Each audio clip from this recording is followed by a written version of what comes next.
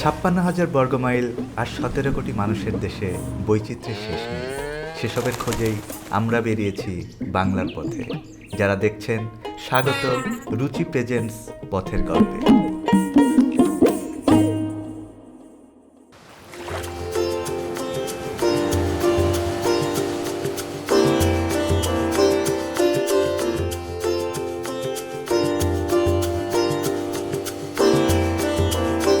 গাঙচিল পথের গল্পে আমরা আছি কক্সবাজারের পেচারদ্বীপে। পেচারদ্বীপে আসার কারণ এক অভূতপূর্ব মানুষের সাক্ষাৎ এবং তার গল্প শোনা। তার নাম হচ্ছে কাসিমের বাপ বলে সবাই ডাকে, কিন্তু ভালো নাম আব্দুল লতিফ। গত ২৪টি বছর এই সাগর বালুকা বেলায় যেসব কচ্ছপ এসে ডিম পারে, সেই ডিমগুলোকে সারা রাত ধরে উনি খুঁজে সেই ডিমগুলো সংগ্রহ করে। প্রায় ২-২.৫ মাস এগুলাকে যত্নার্থে করে। তারপরে যখন বাচ্চাগুলা হয়, সেই বাচ্চাগুলা উনি সাগরে ছেড়ে দেয়। এইভাবে করে আব্দুল লতিফ ২৪টি বছর ধরে উনি দিনরাত কচ্ছপদের জীবন নিরাপদ করার জন্য এবং নতুন জীবন দানের জন্য কাজ করে যাচ্ছেন। চলেন আমরা লতিফ ভাইয়ের গল্পটা তার মুখেই শুনি, দেখি উনি কিভাবে কচ্ছপের ডিম সংগ্রহ করে সেগুলো থেকে বাচ্চা ফুটে সেই বাচ্চাগুলোকে আবার সমুদ্রে ছেড়ে দেন। সহজ নয় ভাই, রুচি চানাচুর অরিজিনাল মিক্স, চানাচুরের আসল স্বাদ।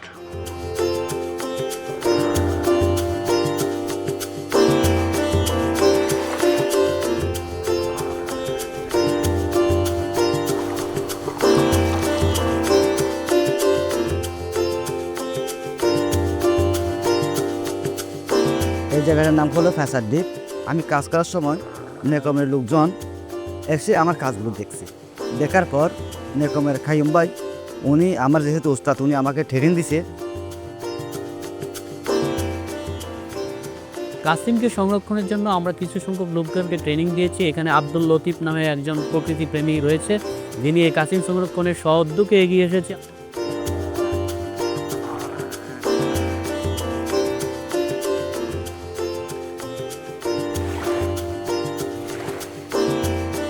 আমাদের সমুদ্রে যে কাসিম আছে, কাসিমের বাচ্চাগুলো সংরক্ষণ করতে হয়। সংরক্ষণ না করলে বছর দুয়েকের ভিতর সমুদ্র থেকে মাছ চলে যাবে। তখন আমি মনে মনে চিন্তা করলাম যে আমার এলাকাটা হলো জেলে এলাকা, এখানে যদি মাছ না থাকে জেলেরা চলবে কীভাবে? তখন হয়তো আমি কাসিমের ডিম সংগ্রহ করা শুরু করলাম। আমাদের এই কাসিম সংরক্ষণের বিষয়টি মূলত দুইটা পদ্ধতিতে আমরা করে থাকি। একটা হলো ইনসিসি পদ্ধতিতে সংরক্ষণ, আর একটা হলো এক্সসিসি পদ্ধতিতে সংরক্ষণ। কক্সবাজারে আমরা 12টা স্পটে এই ধরনের সংরক্ষণগুলো করে আসছি। ডিমটা সংগ্রহ করি ভাই, রাত্রে যখন জোয়ার আসে তখন আমি একটা টর্চ লাইট নিয়ে সরাসরি হাঁটতে দেখতেছি কাসিমের পায়ের সাপ দেখা যাচ্ছে। কাসিম ডিম পাড়তেছে, হয়তো ডিম পেড়ে চলে গেছে।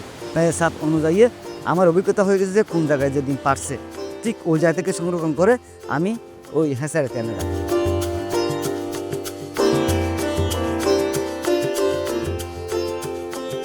আমরা এই বছর ২৬,৮৫০টির মতো ডিম পেয়েছি। এখানে ৮০%-এর বেশি আনতে পেরেছি।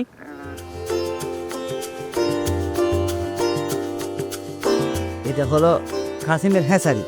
এই হ্যাঁচারিতে আমরা ওই যে সমুদ্র সব থেকে ডিম সংগ্রহ করে এনে এখানে রাখি। হ্যাঁচারিতে রাখার পর ২ মাস হইতে ২.৫ মাস।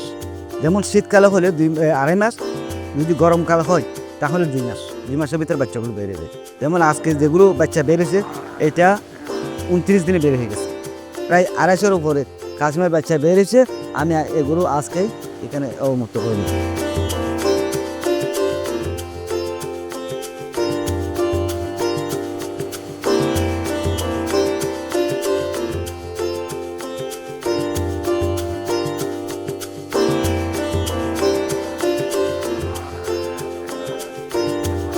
যেদিন আমি কিছু বাচ্চা সমুদ্র অবমুক্ত করতে পারি, এমন যে খুশি লাগে বলার মতো না। যেমন আমার একটা বাসায় ছেলে সন্তান জন্ম হয়েছে, ওইভাবে আমার খুশি লাগে।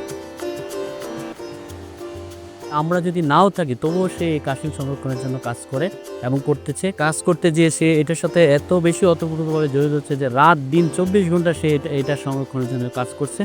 আমার বেতনভুক্ত হলে তাও করি, যদি প্রকল্প না থাকলে তাও করি। কারণ এই কাসিম সংরক্ষণটা আমার এমন হয়ে গেছে যে করতে করতে আমার ছেলের মতো হয়ে গেছে।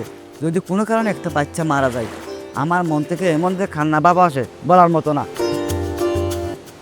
কাসিম হলো সমুদ্রের ঝাড়ুদার। যদি কাসিম না থাকে এখানে মাছ থাকবে না। এবং সমুদ্র খাসরা হয়ে যাবে, বর্জ্য বেড়ে যাবে। যদি কোনো কারণে বর্জ্য বেড়ে যায়, মাছ না থাকে, আমাদের জেলেরা এই মাছ ধরে জীবিকা নির্বাহ করতে পারবে না।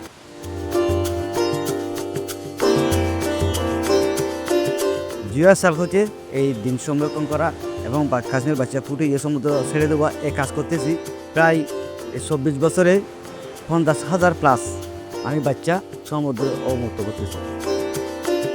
আমরা যারা সুন্দর একটা পৃথিবীর স্বপ্ন দেখি তাদের জন্য লতিফ ভাই হতে পারেন দারুণ এক প্রেরণা। তার মতো কিছু মানুষ এগিয়ে আসলে বাঁচবে আমাদের পরিবেশ বন্ধু কাছিম। দূর হবে সমুদ্রের পচনশীল আবর্জনা, বাড়বে মাছের সংখ্যা, সমৃদ্ধ হবে বঙ্গোপসাগরের জীববৈচিত্র্য, যা বড় ভূমিকা রাখবে জলবায়ু পরিবর্তনের বিরুদ্ধে আমাদের নিরন্তর সংগ্রামে।